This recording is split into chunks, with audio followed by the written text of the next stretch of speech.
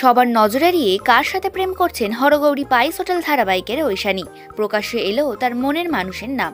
কি বলছেন অভিনেত্রী জানাবো এই ভিডিওর মাধ্যমে। স্টার জলসার জনপ্রিয় এক ধারাবাহিক হরগৌরী পাইস হোটেল যিশু সেনগুপ্ত প্রোডাকশনের তরফ থেকে তৈরি হওয়া ধারাবাহিকটি দর্শকদের ভীষণ পছন্দের। ধারাবাহিকের পাশাপাশি শঙ্কর ও ঐশানীর জুটিও বেশ জনপ্রিয়।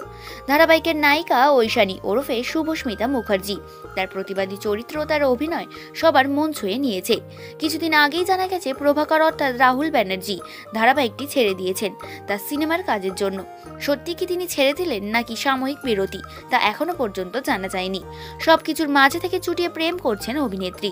পর্দায় শঙ্করকে মন দিলেও বাস্তবে তার মনের মানুষ অন্য কেউ। টলিপাড়ায় অনেকদিন ধরেই তার ব্যক্তিগত সম্পর্ক নিয়ে আলোচনা চলছিল, আর সেই আলোচনার অবসান ঘটালেন তিনি নিজেই।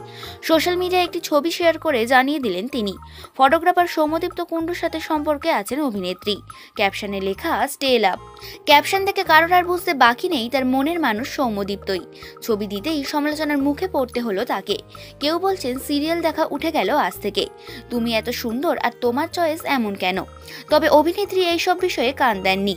জানা যায় অনেক বছর আগে থেকেই তাদের সম্পর্ককে আড়ালেই রেখেছিলেন তারা।